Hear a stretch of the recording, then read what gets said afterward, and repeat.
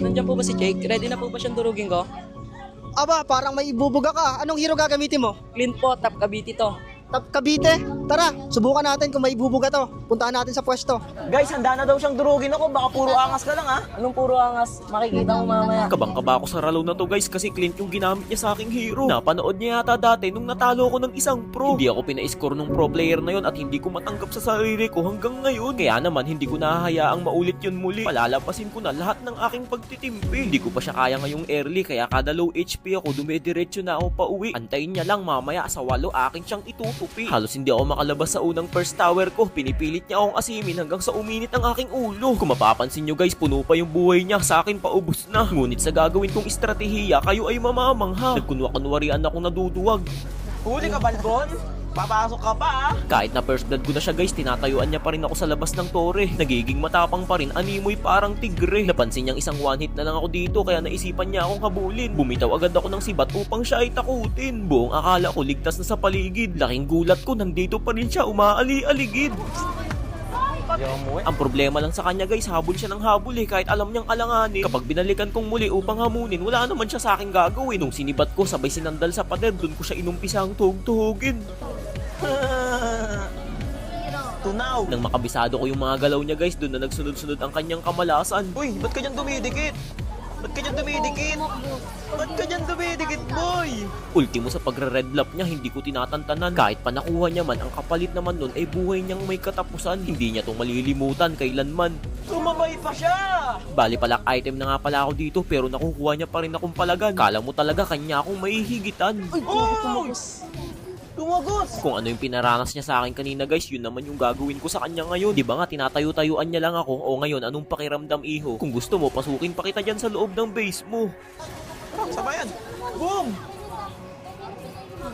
Sa puntong ito, napagkamalan kong minions yung kalaban kasi isipin nyo, nakatayo lang ako dito at wala sanang balak man laban. Pero bigla siyang kinilabutan. Uy! Lusaw! Gigi. Talo na. Panalo na ba? Panalo na yan. Tipi na lang. Hindi na ba tayo? Wala na, panalo na. Uy! Panalo Bigyan mo na natin. Bigyan mo na. Oh, bigyan mo na. Patay ka. Bigyan mo na, Jake. Ganda ba? Talo na, bigyan mo na. Nice game. Pero kahit talo ka, pili ka, finger sleeve or Cyrax perfume? Perfume na lang po. Perfume na lang. Binata na.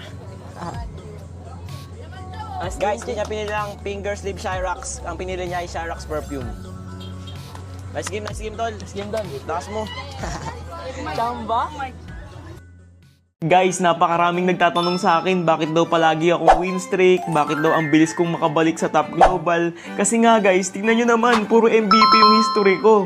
Hindi ko tulad dati, puro ako lose streak. Kasi nga yung ping ko sobrang bagal, naglalag ako lagi.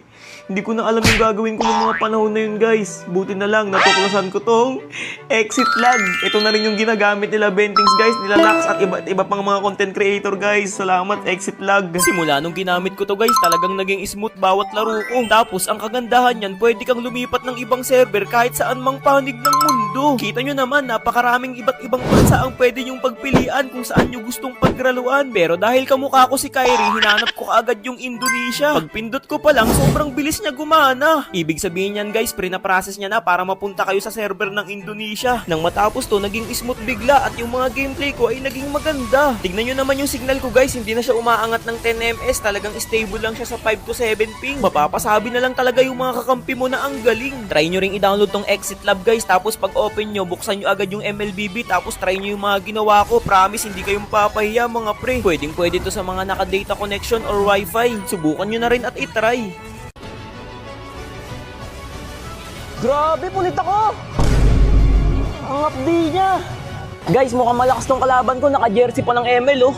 Mga kalalakas niya, idol. Galingan mo ha. Medyo malakas siya. Nakita ko yung history niya kanina. Hirap na hirap ako sa nakalaban kong to. Isipin nyo, ngayon lang ako nagkaroon ng ganitong katapat na hero. Sa buong buhay ko ng pakikipag 1v1, siya lang yung gumamit ng carry sa akin. Hindi ko tuloy napaghandaan kung paano ko siya kakounterin. Early pa lang talagang pinahirapan niya ako ng husto. Pinilit kong sumabay pero pinagkait sa akin yun ng mundo.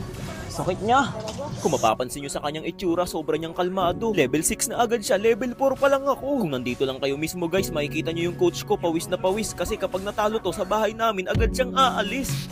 Yun o, dikit sa bato. Tinatakbuhan ko na lang muna siya nung una kasi luging-lugi pa ako sa kanya. Prina-priority ko lang munang i-krill yung mga minions para hindi magap ang bida. Alam niyang lamang na lamang siya sa akin sa ngayon guys kaya kita nyo, napakatapang niya. Lapit ng lapit kaya labis akong naiirita. Kapag nakita kong nag-ulti na siya guys, napapa-atras na lang ako kasi alam ko na ang kahihinatnan nito. Pinapanatili ko na lang munang maging ligtas upang sa ganun hindi niya ako mapitas ng mapitas. Dumating pa sa puntong magre-red lap lang sana ako, nagulat ako, nagtatago lang pala siya sa damo. Wala na akong iba pang nagawa, nanahimik na lang kaysa gumawa ng gumawa. Hanep! Hindi ko na alam guys kung saan ba ako lulugar kasi lagi siyang nawawala sa mapa. Kahit saan mang lupalop ako magpunta, nandito lang siya biglang bumubulaga. Pinilit kong makalapit sa tore ko upang makapagtago pero wala pa rin. Grabe, punit ako! Ang updi niya! Bali 0-3 na nga pala yung score namin sa part na to guys. Kita nyo naman, luging-lugi na ako sa item. 4 na yung sa kanya, aking 3 pa lang. Kumbaga kapag nagsabayan kami, mabilis niya lang ako mapapaslang. Ngunit sa bandang huli, katalinuhan pa rin talaga ang magwawagi. Ginamit ko na sa kanya yung pinakatatago kong strategy. Nagkunwa-kunwarian akong natatakot ako sa kanya para habulin niya ako ng husto. Syempre ang iniisip niya, nakauwi na ako. Ang hindi niya alam, nandito lang ako nagtatampo sa damo. Siguro guys, naging kampante na rin siya. Akala niya hindi ko siya papalagan. Pwes ngayon kami magkaalaman.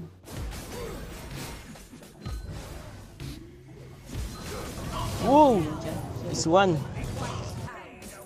Nakaisa ako sa kanya guys, para sa akin sapat na yun para manalo sa laban na to. Pero nagugulumihanan pa rin ako kung makakamtan ko na ba ang pagkapanalo. 25 segundo pa siya bago mabuhay kaya susulitin ko na. Pag lumabas yung mga minions niya, wawalisin ko na ng isa-isa. Tsaka wala na rin naman na siyang pag-asa dyan guys, lock item na ako eh. Kilala nyo naman ako kapag ganitong full item wala nang nakakatabla sa akin. Kahit anong gawin, sino man, hindi na ako kakayanin. Bali nung nalinis ko na nga pala yung mga minions niya guys, agad-agad akong umuwi kasi mabubutas na yung bot lane na tower ko. Iniasa ko na lang sa mga creeps ang kanyang pagkatalo. Kahit paano nagkaroon siya ng konting tsansa pero tingnan natin kung aabot ba siya.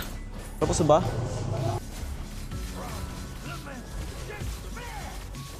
Guys, grabe, nakaisa lang ako. Lakas na ito guys. Nice guys, nice game, nice game. Pili ka, finger sleeve o Shyrax? Shyrax. Shyrax perfume. Sana lang guys.